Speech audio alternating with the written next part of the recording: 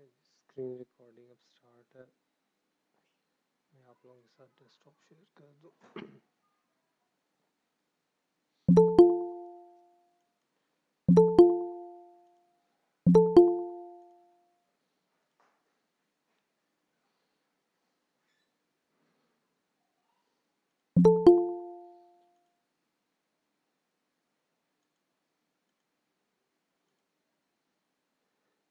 Okay जी, सारों को screen access हो रही है।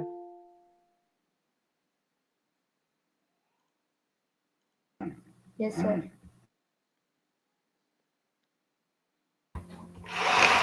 जी सर, शेयर हो रही है। ठीक सर आपकी तबीयत अब कैसी है? है यार, बस ना पूछे, बहुत स्टीरॉइड्स लग रही है मुझे अब। उसके बगैर मैं सो नहीं सकता, इतनी पेन है। सर आप जहर बस मेडिसिन लें। बड़ी हैवी वाली तबीयत खराब हुई है सर आपकी। असल में मेरी ना स्मॉल इंटेस्टाइन्स और लार्ज इंटेस्टाइन्स दोनों सही स्वेल हुई हुई हैं। तो मैं ना कुछ सॉलिड खा सक रहा हूँ, बस लिक्विड पे हूँ और 60 ड्रिप्स लग रही है। अच्छा चले, मैंने असल में एग्ज़ाम स्टार्ट हैं तो इस वजह से एग्ज़ाम स्टार्ट होने वाले हैं, तो मुझे डिपार्टमेंट से काफ़ी आ रहा था कि कवर अप कर लीजिएगा कोर्स। तो मैंने यही कहा था, मुझे एचओडी से मैंने परमिशन ली थी कि ऑनलाइन में कर लूँगा, क्लास क्लास हो जाएगी। इन केस अगर ये गूगल मीटअप पे ना हमारे पास रिस्ट्रिक्शन होती है 1 घंटे की क्लास की। तो अगर क्लास ख़त्म होती है तो मैं दोबारा से लिंक जनरेट कर दूँगा। होपफुली अगर इतनी लंबी जाएगी नहीं क्लास, मगर अगर होता है तो फिर हम कर लेंगे, उसको दोबारा कर लेंगे। ठीक है। हम लोगों ने सिंपल लीनियर रिग्रेशन को देखना था। हमारे पास हम अब प्योर एआई की तरफ आ गए। ठीक है, आर्टिफिशियल इंटेलिजेंस की हम लोगों ने सर्चिंग टेक्निक्स वगैरह देख ली हैं। एआई में आपके पास एक आता है जी डेटा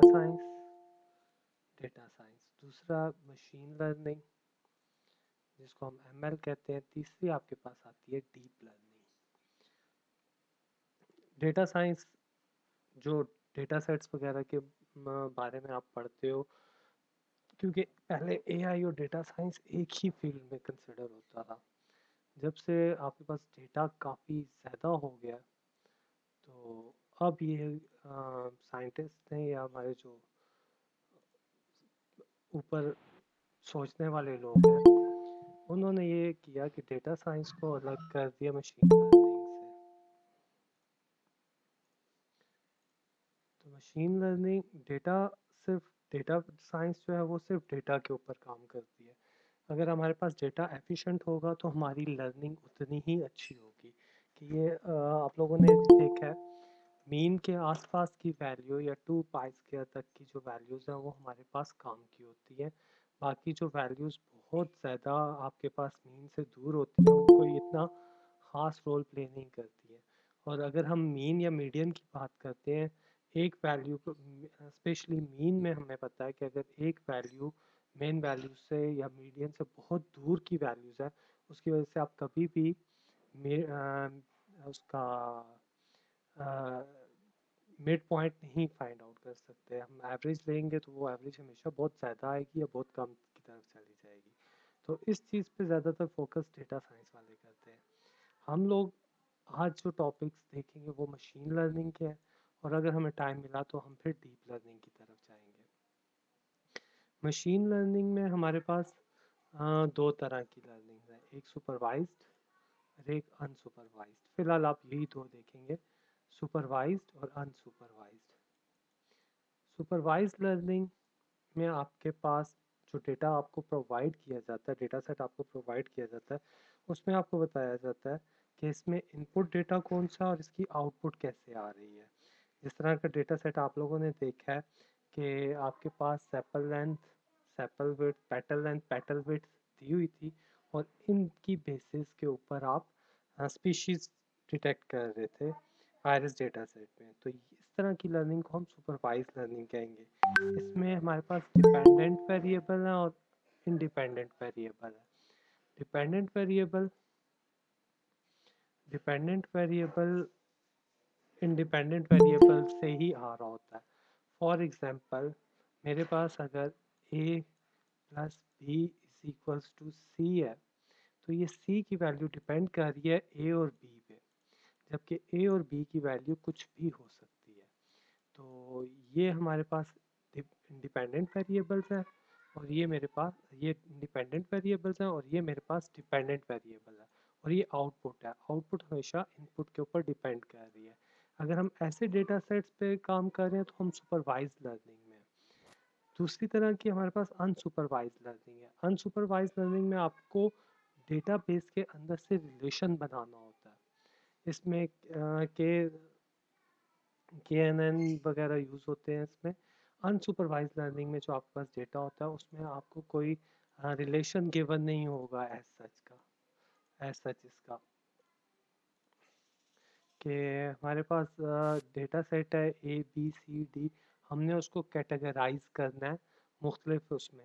जिस तरह गूगल जो है वो इसी अनसुपरवाइज लर्निंग को यूज़ करता है न्यूज़ के लिए। हमारे पास न्यूज़ की कैटेगरीज हैं, वेदर है, फिर स्पोर्ट्स है, और फिर आपके पास इसी तरह पॉलिटिक्स है। तो ये मुख्तलिफ कैटेगरीज डिसाइड हुई होती हैं, डेटा सेट इनको आता है। उस डेटा सेट में से ये देखते हैं कि स्पोर्ट्स की न्यूज़ कौन सी है, वेदर की कौन सी है, और आपके पास पॉलिटिक्स की कौन सी है। ये सारा भी आर्टिफिशियल इंटेलिजेंस के थ्रू ही हो रहा होता है। हम के नियरेस्ट नेबर्स को फाइंड आउट करते हैं कि हम अनसुपरवाइज लर्निंग मेथड्स यूज़ करते हैं। अभी सुपरवाइज लर्निंग के अंदर रिग्रेशन आता है, परसेप्ट्रॉन आता है। अनसुपरवाइज लर्निंग के अंदर आपके पास ये के नेटवर्क्स और इस तरह के एन एन ये चीज़ें, ये एल्गोरिथम्स आते हैं। तीसरी चीज़ आती है deep learning methods. Deep learning methods में हमारे पास न्यूरल नेटवर्क्स इन्वॉल्व होते हैं। न्यूरल नेटवर्क्स में हम लोग वेट बायस वगैरह सेट करते हैं। न्यूरल नेटवर्क्स लेयर्ड नेटवर्क्स होता है, जिस तरह हमारी बॉडी के अंदर हमारा नर्वस सिस्टम काम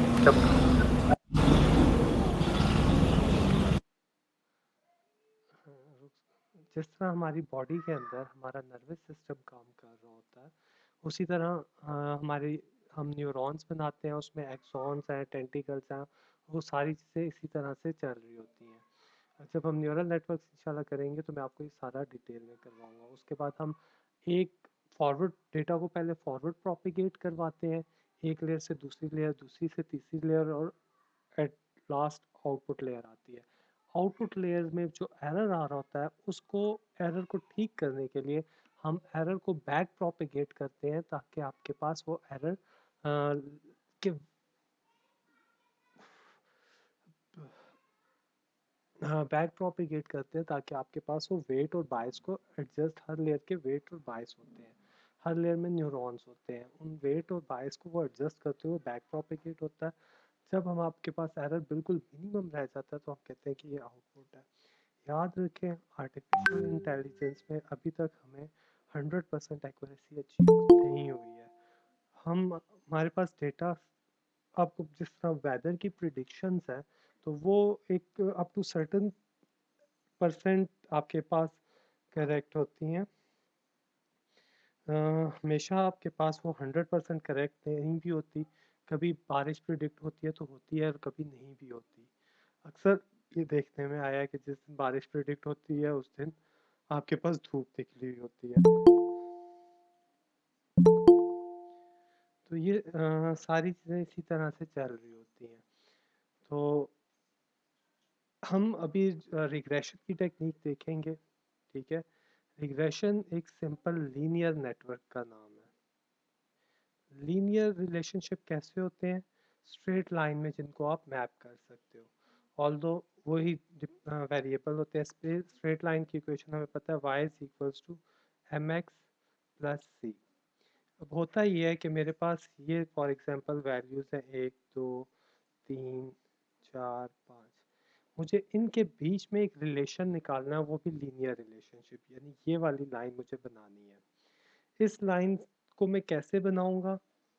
इनसे मैं ये पॉइंट जितना मेरे इस लाइन से दूर है, वो ये एरर है। ये पॉइंट्स जितने मेरी इस लाइन के पास होंगे उतना ही मेरा एरर कम होगा। तो ये एरर देखने के लिए हम डिस्टेंस फार्मूला यूज़ करते हैं। डिस्टेंस फार्मूला आपको पता है, x माइनस x1 का square plus y minus y1 का स्क्वायर। डिस्टेंस फार्मूला आपके पास कुछ इस तरह का आता है। तो हम यही डिस्टेंस फार्मूला को और इस इक्वेशन को यूज़ करते हुए देखेंगे, मगर हम इसमें लीनियर रिग्रेशन में हम इन पॉइंट्स का पहले मीन फाइंड आउट करेंगे। उस मीन से हम डिस्टेंस देख के फिर हम रिलेशन डेवलप करते हैं।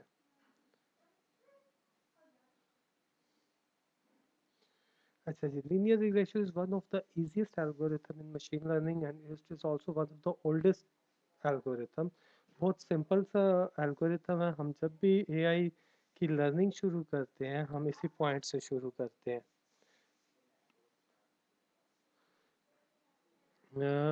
ये आपका वही लैब वाला मैनुअल है जो आपने लैब में काम किया। मैं उसको साथ लेके चलूँगा ताकि आपको क्लियर हो कि इसके बैक एंड की थ्योरी क्या है। लैब में आप कोडिंग करोगे और मैं आपको सारी इसकी बैक एंड की हर चीज़ बताऊंगा। अच्छा, हम पाइथन में इसको इम्प्लीमेंट आपने किया है लैब के अंदर। हम लोग अब इम्प्लीमेंटेशन से ज़्यादा हम थ्योरी के ऊपर जाएंगे। ठीक है, हमारे पास x और y आउटपुट वेरिएबल है, x इनपुट वेरिएबल है, y डिपेंड कर रहा है x पे, इस वजह से y आपके पास डिपेंडेंट वेरिएबल है और x आपके पास इंडिपेंडेंट वेरिएबल है। अगर हम रिलेशनशिप दो वेरिएबल्स के बीच में बना रहे हैं तो वो सिंपल लीनियर रिग्रेशन है। और अगर हमारे पास जो इंडिपेंडेंट वेरिएबल्स है वो मोर देन वन है तो आपके पास वो मल्टी लीनियर रिग्रेशन आएगी। ठीक है, अगर हम मॉडल देखें तो y is equals to beta naught beta one X. ये सिंपल लीनियर रिलेशनशिप वही लाइन की इक्वेशन है। इस केस में यहाँ पे आपके पास बीटा नॉट और बीटा वन, इस चीज़ को इसने यहाँ पे रिप्लेस किया हुआ है।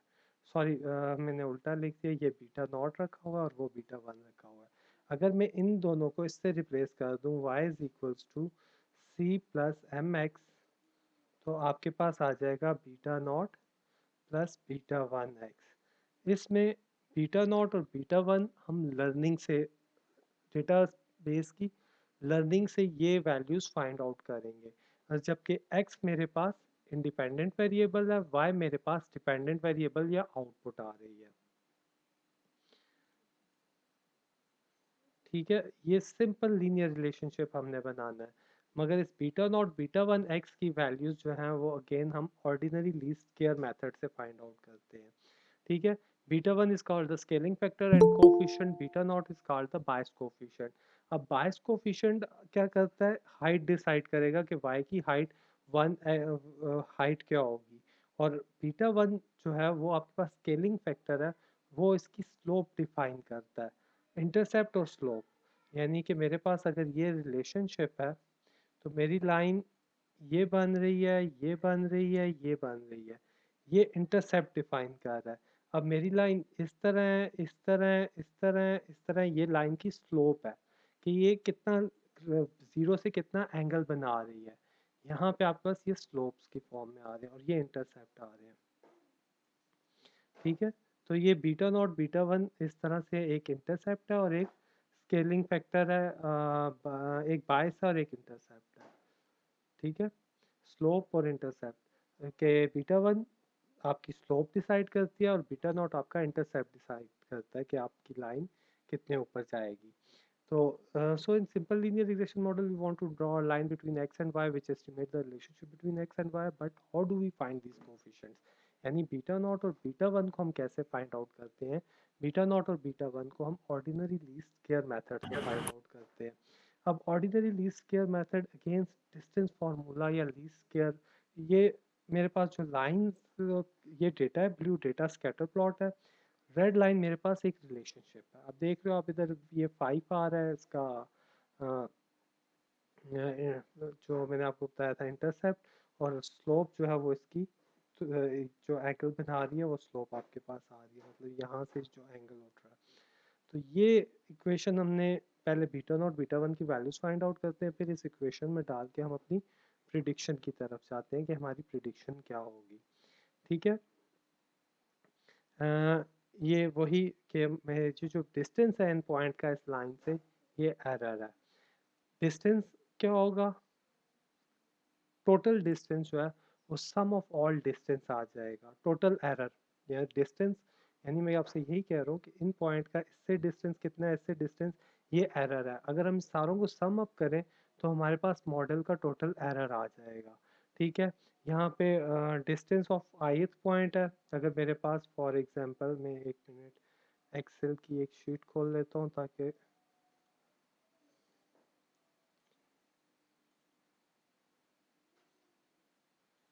ठीक है, हम यहाँ पे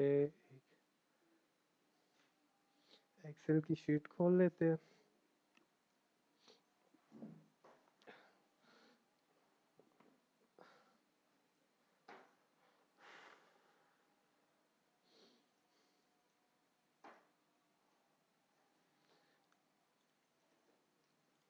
अच्छा, इसमें कोई भी मैं x और y जनरेट कर लेता हूँ। ठीक है, x और y मेरे पास आ रहे हैं। ठीक है जी, ये x में मैं कोई भी वैल्यूज 2 6 4 3 7 8, ये, और y में मेरे पास कोई 16 34 23 28 और 5 और 10। फॉर एग्जांपल ये मेरे पास एक 5 वैल्यूज़ का डेटा सेट है। ठीक है, अब जो लीनियर रिलेशनशिप हम बनाएंगे उससे इसका डिस्टेंस जो आएगा वो सम ऑफ ऑल एरर्स होगा। यानी इस पॉइंट का डिस्टेंस y से इस पॉइंट का डिस्टेंस, इसका इसका इसका इसका, हम सारों का डिस्टेंस निकाल के उनको सम अप करेंगे तो आपके पास total error of the model आ जाएगा। अब बीटा नॉट और बीटा वन मैंने आपको बताया था कि हम डिस्टेंस फार्मूला या इन्हीं लीस्ट स्क्वायर मेथड यूज़ करते हैं। तो आपके पास ये फार्मूला आता है x I minus x bar Y I minus Y bar. Summation मतलब ऐड हो रहे हैं आई टू वन, जितने नंबर ऑफ पॉइंट्स होंगे वो सारे की वैल्यूज निकलने के बाद ये ऐड अप होगा। उसके बाद एक्स आई माइनस एक्स बार का स्क्वायर, ये एक्स बार मीन वैल्यू को कहते हैं कि एक्स आई का एक्स के मीन से कितना डिस्टेंस है वो ये फाइंड आउट कर रहा है। वाई आई का वाई बार से मीन से कितना डिस्टेंस है वो ये फाइंड आउट कर रहा है। अगर मैं इधर आऊँ, मैं यहाँ पे लिखता हूँ जी एक्स माइनस एक्स एम।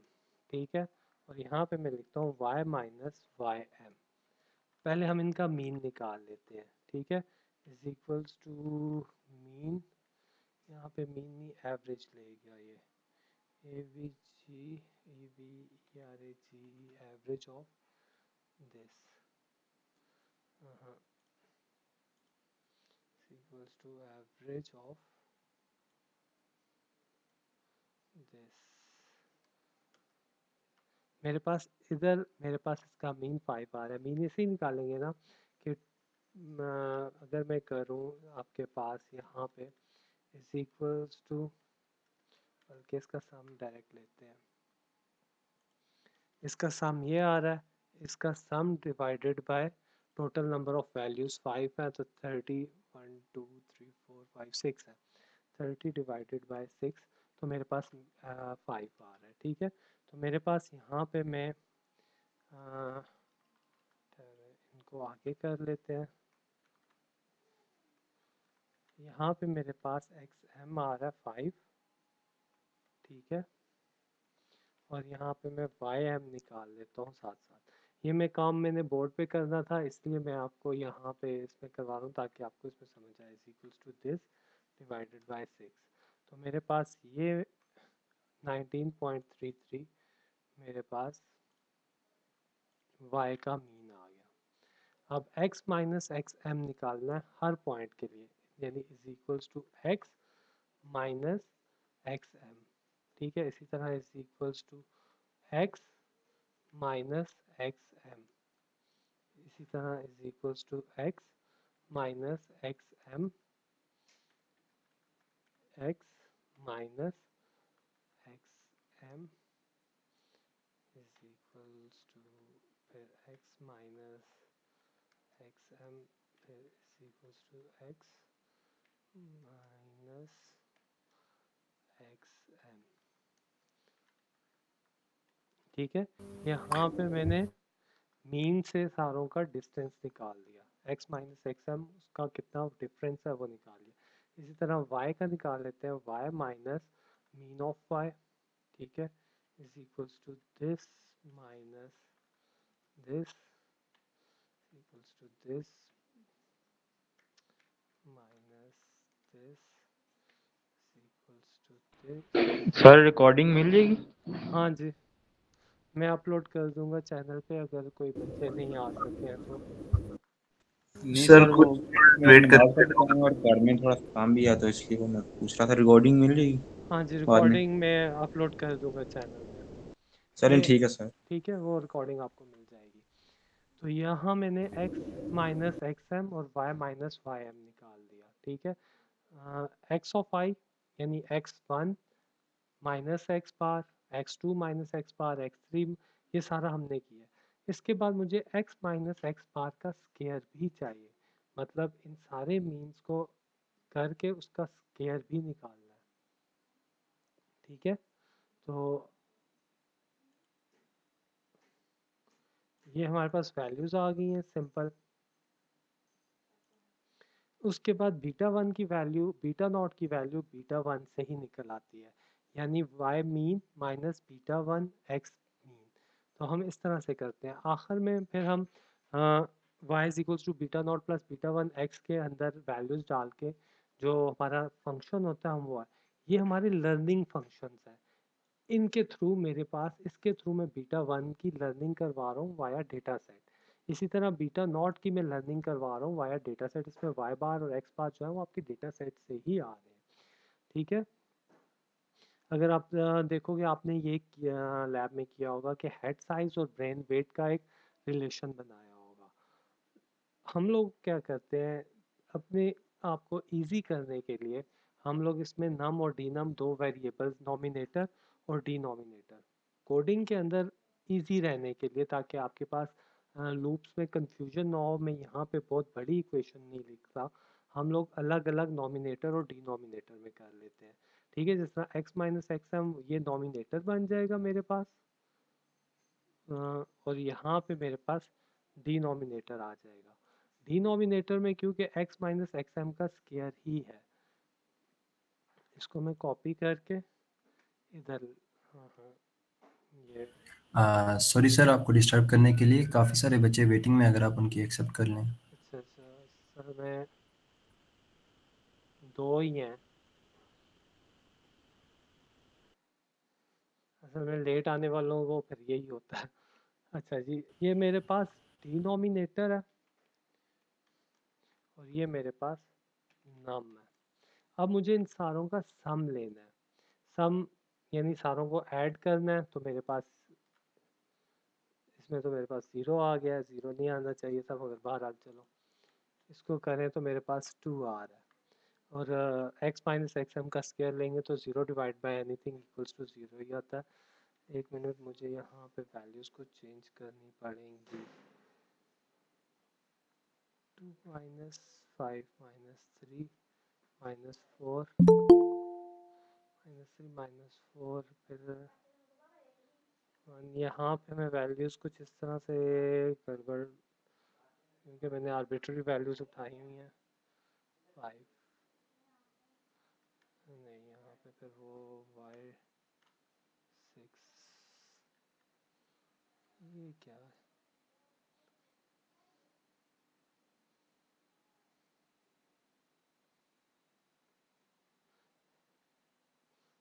आई सिक्सटीन आई सिक्स, ठीक है। सपोज मेरे पास ये आ रही है जी माइनस वन और वन, यहाँ पे भी एवरेज चेंज होगी, equals to A B R A G average of this 4.833। इसको ये मैंने इसका लिंक कंट्रोल सी, यहाँ पे कंट्रोल वी, एस वैल्यू ये, फिर ज़ीरो आ रहा है क्योंकि ये ज़ीरो आया तो zero divided by zero multiply by anything is equals to zero, और zero divide by anything equals to zero. तो मेरे पास ये रिलेशन ही नहीं सही बनेगा, क्योंकि मेरी मैपिंग ठीक तो 2 4 की जगह मैं इसको मैं 30 कर दूं।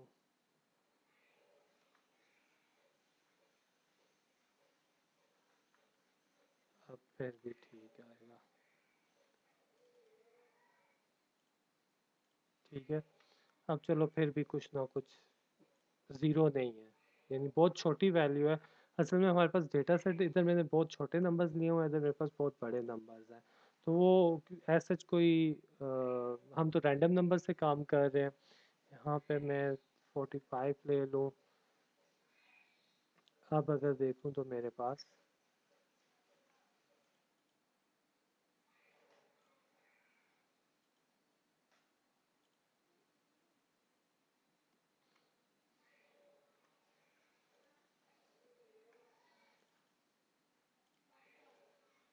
ज़ीरो, एक तो पता नहीं 45 की जगह यहाँ पे 56 कर लो, यहाँ पे 7। हाँ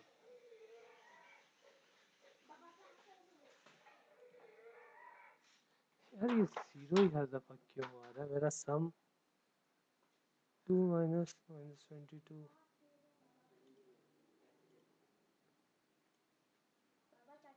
सर अगर जीरो है तो क्या होता है? अगर ज़ीरो आ जाएगा, ज़ीरो आना नहीं चाहिए, ज़ीरो आ जाएगा तो इक्वेशन में आप देखें ऊपर अगर मैं जाऊँ तो ज़ीरो मल्टीप्लाई बाय एनीथिंग, ये अगर ज़ीरो आ रहा है, ठीक है, एक मिनट, ये अगर मेरे पास ज़ीरो हो जाएगी तो ये इससे मल्टीप्लाई होके ज़ीरो डिवाइडेड बाय जो भी नंबर होगा उस पे फिर आप इन्फिनिटी, अगर नीचे भी ज़ीरो आ जाता है क्योंकि ज़ीरो का स्क्वायर ज़ीरो ही होता है, तो यानी zero divide by zero undefined function बन जाएगा। नॉर्मली इस तरह होता नहीं है। इसमें जब भी आपके पास वैल्यूज आएंगी तो कोई ना कोई नंबर आपके पास रिजल्ट आएगा। मैंने एससी वालों की जब क्लास ले रहा था तो बड़ा ज़बरदस्त किस्म की वैल्यूज बन गई थी उसमें। 2 की जगह इसको 12 करते हैं। अब देखते हैं 26.33, इसको मैं 26 करता हूँ। चल, अब फिर भी ठीक है, 2 आ गया, अब फिर भी बेहतर है। और ये वाली वैल्यूज में उठाता हूँ, कंट्रोल सी, कंट्रोल वी, ठीक है, नहीं गलत हो रही है वो, ये आ गया। ठीक है, अब मुझे इसका भी सम चाहिए और ये सम का स्केयर चाहिए। ठीक है, पहले मैं इसका सम लेता हूँ तो मेरे पास 2 आ गया। अब इसका स्केयर लेना है तो मैं इस पे कैप 2 कर दूँ इक्वल टू सम, ठीक है, तो 4 आ गया। अब मेरे पास बीटा नॉट की वैल्यू क्या आ गई? 2, 4 डिवाइड बाय 4 1 आ जाएगी। 4 divide multiply by 4 divided by 2 multiply by 2, क्योंकि ये देख रहे हैं x माइनस एक्स एम का सम, y माइनस वाई का सम। तो मेरे पास बीटा नॉट बीटा वन मेरे पास आएगा is equals to this x minus X M into Y minus Y M, ठीक है, और 4 डिवाइडेड बाय 4 तो आपके पास 1 ही आ जाता है। इसको मैं ब्रैकेट में करूँगा, ब्रैकेट में अगर नहीं करते हैं तो वो k12 डिवाइडेड बाय वो कर लेगा। तो डिवाइडेड बाय मैं अगर 4 करूँ तो मेरे पास बीटा वन की वैल्यू अच्छा 1 आ जाती है। ठीक है, बीटा वन की वैल्यू मेरे पास 1 आती है। अब बीटा नॉट की वैल्यू इधर से ही निकल रही होती है। बीटा नॉट मैं यहाँ पे लिखता हूँ, बीटा नॉट की वैल्यू अगर आप देखोगे तो beta naught Y bar, Y का मीन माइनस बीटा वन की वैल्यू इंटू एक्स मीन, यानी कि is equals to Y, Y mean minus beta one यहाँ पे एक मिनट ब्रैकेट अगेन डालनी पड़ेगी, minus beta one into X of X का मीन। तो ये मेरे पास बीटा वन की वैल्यू आ रही है, यानी मेरे पास अब जो इक्वेशन बनेगी वो बनेगी y इज इक्वल्स टू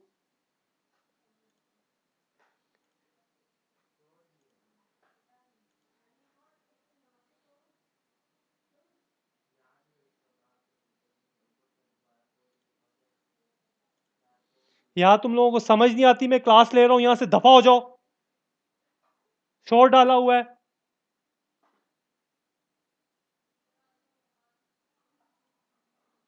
तो ये मेरे पास इक्वेशन बन रही है, हाँ, y is equals to beta naught beta 1x, यानी y is equals to -6, y is equals to -6 plus 1 into 1 into x। अब इस y इज इक्वल्स टू, यहाँ पे लिखता हूँ y is equals to beta naught -6.67 beta naught plus 1 into X. अब ये मेरे पास प्रिडिक्शन फंक्शन है। इस फंक्शन से हम इसमें कोई भी x की वैल्यू इनपुट करेंगे तो आपके पास y आ जाएगा। अब ये बीटा बीटा 1 जो है वो आपके पास इस डेटा सेट की लर्निंग से आ रहा है। हमने क्योंकि मेरे पास रिकॉर्ड बहुत कम है, डेटा सेट भी इतना कोई वैलिड नहीं है, तो just for the sake of example हम लोग ये कर रहे हैं। ठीक है, आप ओरिजिनल डेटा सेट्स पे जब अप्लाई करोगे तो आपके पास कुछ फंक्शंस अच्छे आएंगे। आपने जिस तरह लैब में जब इसको लर्निंग करवाई थी तो आपके पास कुछ ये फंक्शन बना था, यानी brain weight is equals to 325, ये बीटा नॉट है, और 0.2 ये बीटा 1 इंटू हेड साइज। आप हेड साइज में जो भी वैल्यू दोगे आपकी ब्रेन वेट पे ब्रेन वेट उसका के लिए निकल आएगा। ठीक है, इस मेथड को हम ऑर्डिनरी लीस्ट स्क्वेयर मेथड कहते हैं। इसके बाद जो मल्टीपल रिग्रेशन आती है उसमें आपके पास ग्रेडियंट डिसेंट मेथड आता है। ग्रेडियंट डिसेंट के अंदर हम फंक्शन की कॉस्ट हाइपोथेसिस करते हैं, फिर कॉस्ट फंक्शन होता है, हम उस कॉस्ट को मिनिमाइज करते हैं, वो आइट्रेटिव मेथड है। ये बहुत ही सिंपल मेथड है। हमने इसमें से y is equals to beta 1 beta x की वैल्यू निकाली और फिर हमने उसकी लाइन बनानी है। आप जब लैब में कर रहे थे तो mean of X mean of Y ये तो सारा हम लोगों ने कर लिया। अच्छा, जब लैब में हम कर रहे थे तो linspace linearly space linear space generate करने के लिए लिन स्पेस का फंक्शन यूज होता है। इसमें मिनिमम ऑफ एक्स और मैक्सिमम ऑफ एक्स हम देते हैं। अगर आप minimum of X maximum of X देखोगे तो इसमें मैक्सिमम में +100 किया है, मिनिमम में -100 किया है। ये इस वजह से है कि आपके पास जो मैक्सिमम स्कैटर पॉइंट है उससे 100 पॉइंट्स आगे लाइन ड्रॉ करे, और जो मिनिमम डेटा सेट में जो मिनिमम वैल्यू है उससे -100 तक के पॉइंट्स ड्रॉ करेगा वो। यहाँ पे अगर मैं ये देख लो कैपिटल एक्स और कैपिटल वाई जो है ये आपकी डेटा सेट्स की वो जो स्कैटरिंग पॉइंट्स आपके पास आते हुए हैं, इससे ये होता है कि आपकी लाइन थोड़ी बड़ी होती है, आपको डेटा पॉइंट्स नज़र आ रहे होते हैं। अगर आप मिनिमम और मैक्सिमम डेटा सेट के मिनिमम मैक्सिमम सेट करते हो तो आपकी लाइन उन स्कैटर पॉइंट से बाहर नहीं निकलेगी, उनके बीच में जाएगी। उसके बाद हम अब जो लीनियर स्पेस बनाई है उसके 1000 पॉइंट्स की, वो हम 1000 एक्स की जो वैल्यूज़ होंगी लीनियरली वैल्यूज़ होंगी उनको हम एक्स में दे के वाई से आउटपुट लेंगे। यानी कि वो जो हमारी लाइन बन रही है ये ग्रीन वाली, ये इन लीनियर स्पेस की वजह से बन रही है। अब आप देख रहे हैं इस लाइन के ऊपर जो पॉइंट्स आ रहे हैं उनमें आपका एरर बिल्कुल ज़ीरो है, मगर जो पॉइंट्स दूर हैं उनमें आपका थोड़ा बहुत एरर है। इसीलिए ये हमारे पास कोई बहुत परफेक्ट किस्म का लीनियर जो रिग्रेशन है, सिंपल दो वेरिएबल्स की रिग्रेशन है, इसमें आपके पास कोई इतना इसकी एक्यूरेसी कोई इतनी ज़्यादा नहीं है। ठीक है, क्योंकि जो पॉइंट्स आपके पास लाइन से बहुत दूर है उनकी वजह से आपके पास एरर काफ़ी इसमें आ रहा होता है। अच्छा, अब एरर को मॉडल को देखने के लिए कि हमारा जो मॉडल है उसमें कितना एरर है, अब इसके थ्रू अगर मैंने प्रिडिक्शन करनी है, फॉर एग्जांपल अब मुझे यहाँ पे मैं प्रिडिक्शन वाली वैल्यूज़ लिखता हूँ, यानी ये मेरे पास एक्स और वाई प्रिडिक्टेड है। ठीक है, वाई प्रिडिक्टेड है, वाई प्रिडिक्टेड में, ठीक है जी, वाई प्रिडिक्टेड, ठीक है, ये वाई प्रिडिक्टेड में अब ये वाला फंक्शन हम यूज़ करेंगे, यानी इज इक्वल्स टू, ठीक है, beta naught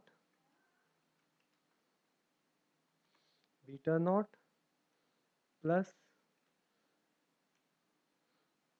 beta 1 into beta 1 into x. ठीक है, अभी जाहिर बात है x में 0, मैं कोई भी यहाँ 5 दूंगा, मेरे पास ये प्रिडिक्टेड वैल्यू आ रही है। अब एरर चेक करने के लिए बेहतर ये होता है कि आपके जो ओरिजिनल डेटा सेट में वैल्यूज़ हैं हम वो यहाँ पे दें और हम देखें कि हमारे पास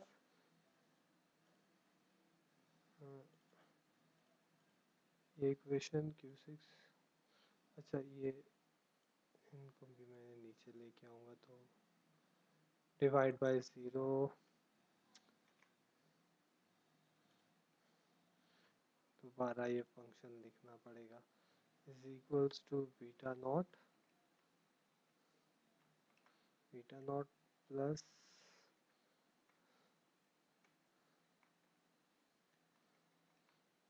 बल्कि एक मिनट, यहाँ पे B6 है, ये है 5 करना है, यहाँ पे 5 कर दो, यहाँ पे भी 5 कर दो, इसी तरह यहाँ पे भी 5 कर दें और यहाँ पे भी मैं 5 कर रहा हूँ। ठीक है जी, 56 यहाँ पे भी मैं 5 कर रहा हूँ, यहाँ पे भी 5,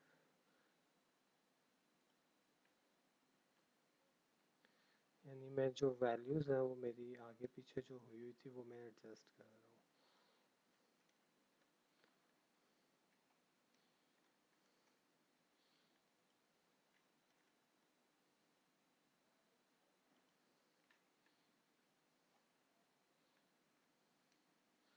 ठीक है, तो ये मेरे पास, अब आप देख रहे हो यहाँ पे 8 के लिए जो प्रिडिक्टेड आउटपुट है वो 1.3 है, जबकि एक्चुअल में 10 है, एरर बहुत ज़्यादा है।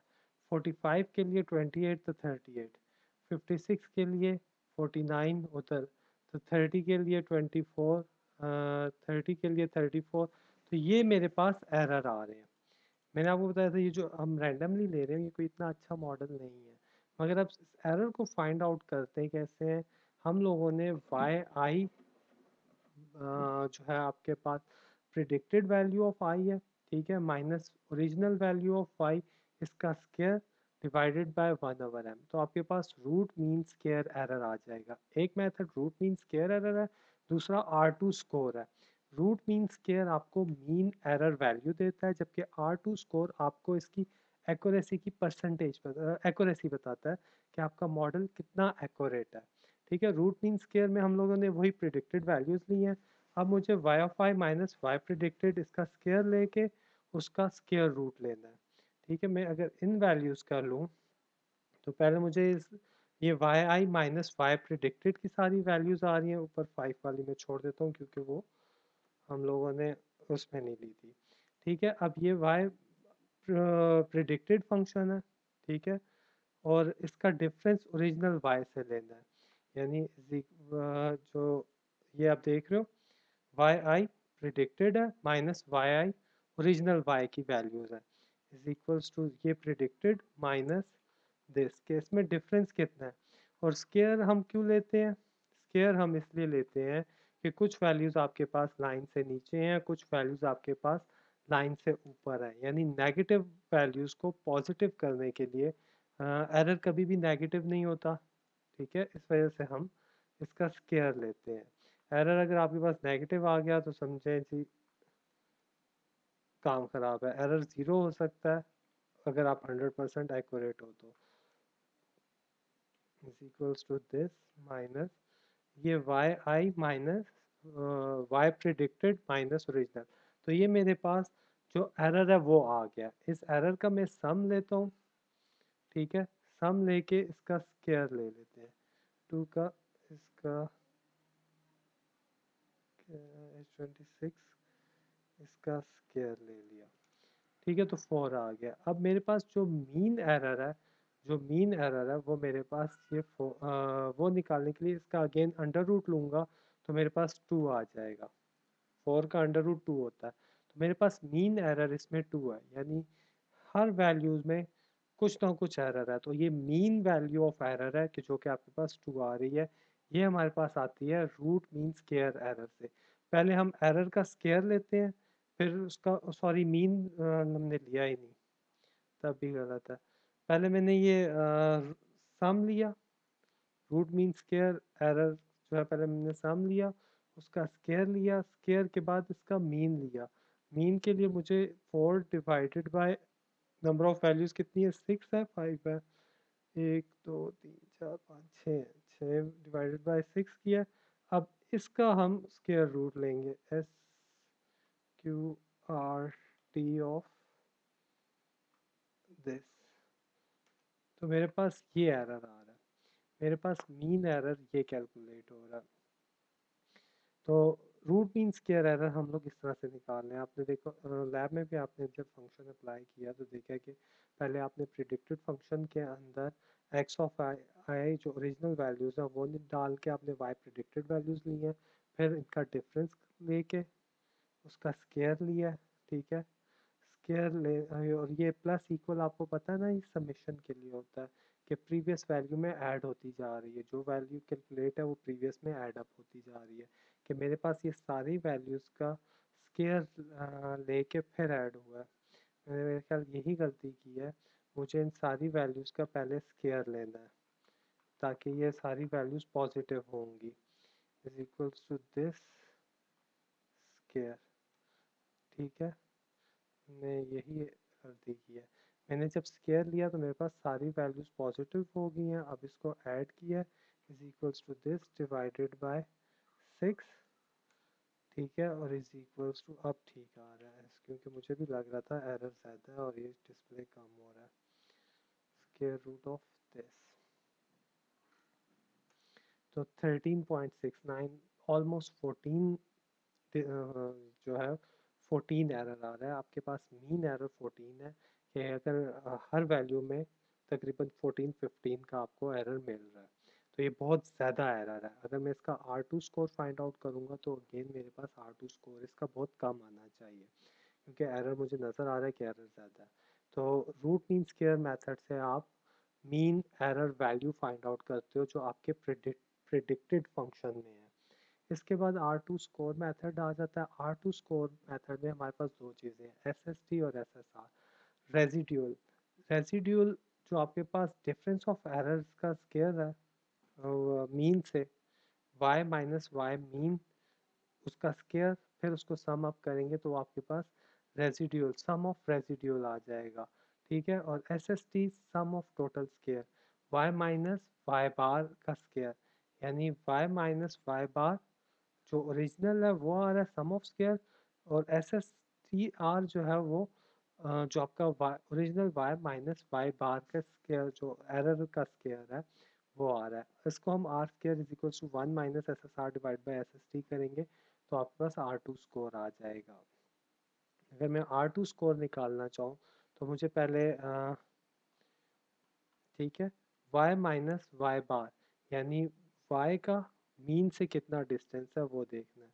तो मैं इज इक्वल्स टू जो ओरिजिनल y है, ठीक है, ओरिजिनल y है, y माइनस वाई बार मीन का डिफरेंस ये आ रहा है। अब y माइनस इनका पहले अगेन हम लोगों को क्योंकि स्क्वायर लेना है तो मैं यहाँ पे इनके वैल्यूज़ को पेस्ट करता हूँ और इज इक्वल्स टू दिस, इसका स्क्वायर लेता हूँ हर वैल्यू का, स्क्वायर लेके स्क्वायर लिया और इसको हमने ऐड किया तो मेरे पास 554 आ गया। यानी y माइनस ये y माइनस वाई मीन निकाला, उसका स्क्वायर लिया, उसको ऐड किया, y2 y0 y1 y2 y3 इस तरह हमने मीन से किया है, ठीक है। ये हमने y माइनस वाई एम निकाला हुआ था तो वो उसका मैंने स्क्वायर लेके उसका स्क्वायर लेके उसका मैंने सम अप कर दिया, कमुलेटिव सम निकाल दिया। इसी तरह अब मुझे दूसरी चीज़ चाहिए Y I minus Y predicted का स्क्वायर, यानी ये वाली वैल्यूज़ ये मैंने निकाली थी ओरिजिनल वाई की वाई माइनस वाई प्रिडिक्टेड से, ठीक है। तो इन वैल्यूज़ को भी मैं कॉपी करके यहाँ पे पेस्ट करता हूँ। ये स्क्वायर्ड हुई थी, मैंने ये ऑलरेडी स्क्वायर किया हुआ था, ठीक है।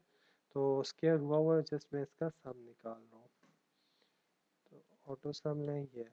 अब 1 minus S S R divided by S S T, ठीक है, सॉरी एस एस आर, हाँ जी, 1 minus S S R divided by S S T. तो ये एस एस आर है, ये एस एस टी है, is equals to 1 minus S S R divided by S S T. तो मेरे पास R2 error negative आ रहा है।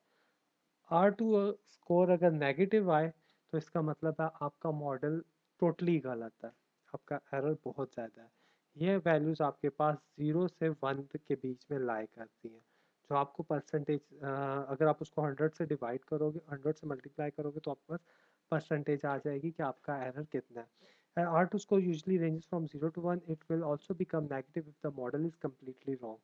Now we will have find R2 score आपने किया कि मेरे पास अगर नेगेटिव आ रहा है तो इसका मतलब है कि मेरा जो y predicted का फंक्शन है वो टोटली गलत है।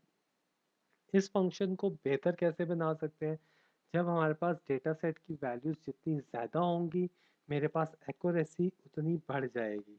अगर मैं बहुत थोड़ी वैल्यूज़ के साथ काम करूँगा तो मेरे पास एक्यूरेसी उतनी ही कम आएगी। इसलिए जो हमने एग्जाम्पल डेटा सेट लिया उसमें हमारे पास सिर्फ 6 वैल्यूज़ थी। ज़ाहिर बात है उनका कोई लिंक भी नहीं था किसी रियल फंक्शन के साथ, तो मेरे पास एक्सपेक्टेड यही था कि इसकी एक्यूरेसी बहुत आपके पास एक्यूरेसी की बहुत कम आएगी, बल्कि नेगेटिव आ रहा है R2 स्कोर, इसका मतलब है कि मेरा वाई प्रिडिक्टेड का जो ये मॉडल हमने बनाया है ये गलत है। जब आप बनाते हैं अच्छे डेटा सेट के साथ तो आपके पास ये चीज़ें ठीक आएंगी। कोई क्वेश्चन?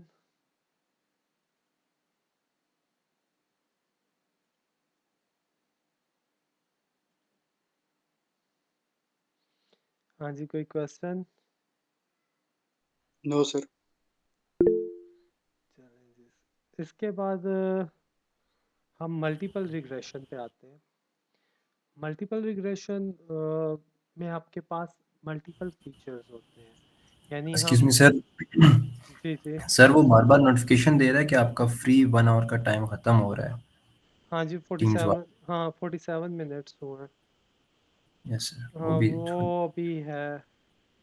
1 आवर में ख़त्म हो जाएगी मीटिंग। हाँ जी, ये गूगल मीटअप पे हमारे पास रिस्ट्रिक्शन होती है 1 आवर की, तो कोई बात नहीं, अगर हम दोबारा क्लास में कर लेंगे, शुरू कर लेंगे, या फिर ये करें कि हम मल्टीपल रिग्रेशन जो है वो क्लास में कर लें, क्योंकि ये बहुत इजी है, ये भी है कि जैसा आपको ठीक लगता है सर।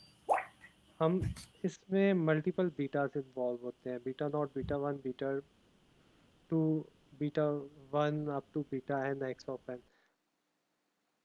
तो जो बीटास के हमारे पास एक अरे, हम पहले बीटास और एक्स की एक अरे बना लेते हैं, फिर हम हाइपोथेसिस फंक्शन निकालते हैं कि ये बीटा टी, बीटा का ट्रांसपोज और एक्स ट्रांसपोज इसलिए लेते हैं ताकि आपके पास ये क्रॉस मल्टीप्लिकेशन होती है, number of columns should be equals to number of rows.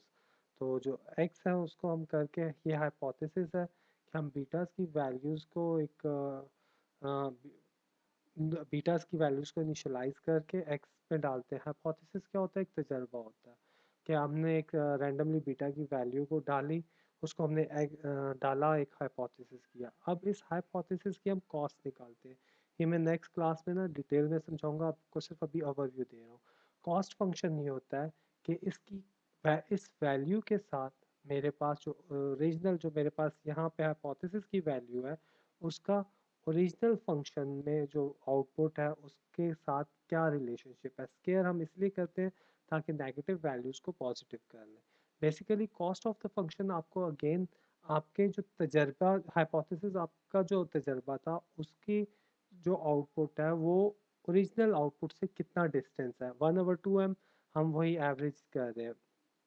तो ये मेरे पास कॉस्ट फंक्शन है जो कि मुझे ये कहेगा, और इसी को हम ग्रेडियंट को तौर पे यूज़ करके इसकी वैल्यू को हम मिनिमाइज करेंगे। डिसेंट, ग्रेडियंट डिसेंट मेथड एक ऐसा मेथड है, ठीक है, मैं जस्ट ओवरव्यू दे रहा हूँ। ग्रेडियंट डिसेंट ऐसा मेथड है कि अगर ये मेरे पास ग्रेडियंट की वैल्यू है तो हमने इसको इधर तक लेके आना है, मिनिमम वैल्यूज़ की तरफ आना है, मिनिमम एरर की तरफ आना है। ठीक है, जब मेरे पास मिनिमम एरर अचीव हो जाएगा तो मैं अपनी लर्निंग फंक्शन की स्टॉप कर दूंगा और मैं कहूँगा कि ये मेरे पास मेरा लर्न फंक्शन है, यानी ये मेरा पास प्रिडिक्टेड फंक्शन है।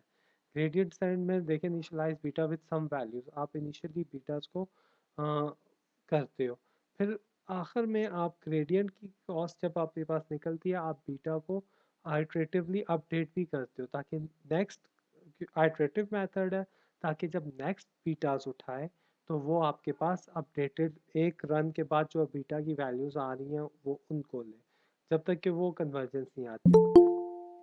डेल्टा बाय डेल्टा डेरिवेटिव क्या होता है वैसे?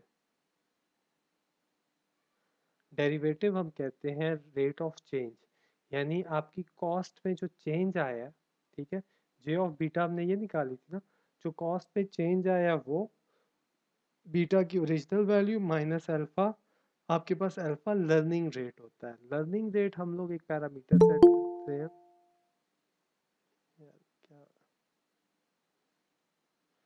फाद यासीन बड़ी जल्दी आए हैं। हम अल्फ़ा आपके पास लर्निंग रेट होता है, ठीक है। शुरू में हमने बीटा को जो आप लोगों ने फंक्शन लिया हुआ है, जो डेटा सेट लिया हुआ है उसमें 3x है, तो हमने 3 ज़ीरोज़ के साथ बीटा को इनिशियलाइज कर दिया, ठीक है।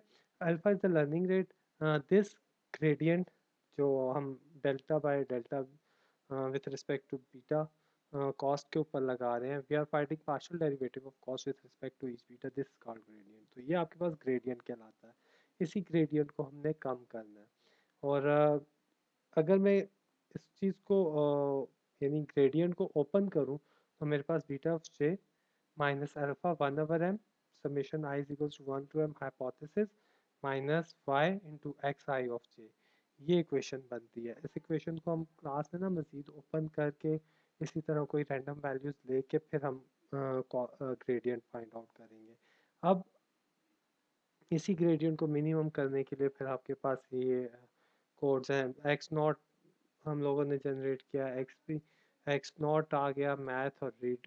एक्स नॉट हम लोग इसमें ना 22 जनरेट करते हैं। एक्स नॉट आपके पास 22 वैल्यूज़ है। 22 वैल्यूज़ का मैं आपको बताऊंगा कि हम क्यों 22 वैल्यूज़ लेते हैं। बाइसिंग हमें करनी पड़ती है। यहाँ पे आप देख रहे हो ये एक्स नॉट लिया हुआ है, x1 x2 x3, ठीक है। x I is the ith feature input, by introducing x naught we can rewrite this equation is equals to this beta naught x naught beta naught y is equals to, ठीक है। तो ये इंशाल्लाह हम detail में पढ़ेंगे। अभी तक किसी का कोई क्वेश्चन है तो बताएं। मल्टीपल रिग्रेशन करने के बाद फिर हम परसेप्ट्रॉन करेंगे और अगर टाइम हुआ तो हम फिर इंशाल्लाह उस पे चले जाएंगे न्यूरल नेटवर्क्स पे या KNN पे।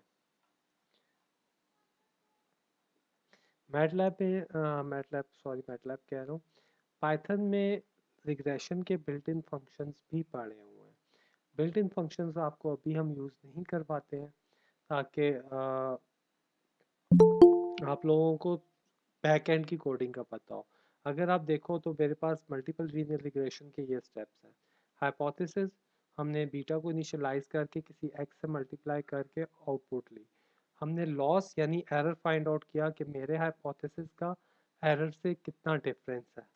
उसके बाद लॉस या कॉस्ट फाइंड होगी। उसके बाद मैंने ग्रेडियंट निकाल दिया, एच जो मेरे पास हाइपोथेसिस का रिजल्ट था माइनस ओरिजिनल वाई, इसको मैंने मल्टीप्लाई कर दिया एक्स के साथ, इनपुट्स के साथ। उसके बाद मैंने बीटास को अपडेट किया, यानी कि जब दोबारा मैं ये काम करूँगा तो मैं नए बीटा की वैल्यू के साथ दोबारा इसको आइटरेटिव करूँगा अनटिल के अनलेस मेरे पास एरर कम ना हो जाए।